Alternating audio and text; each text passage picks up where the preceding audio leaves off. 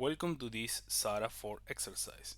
In this exercise, we will discuss work folders and how to modify the default directory when doing different actions in Sahara.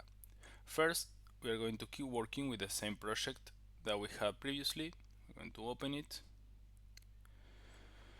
And now we will move on to preferences here. In preferences, we can change different attributes that we want associated with the project or with Sahara in general.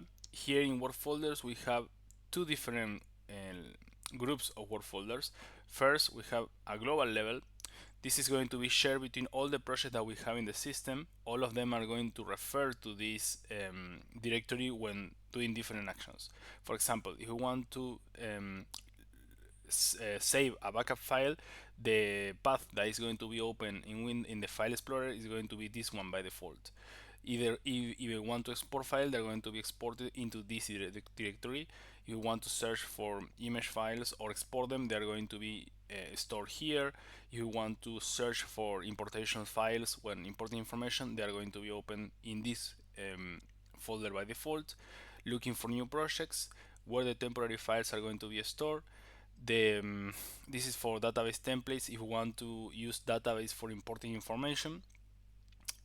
This is for general templates. All, for example, if you save a template that is coming from the production window, is going to be stored here.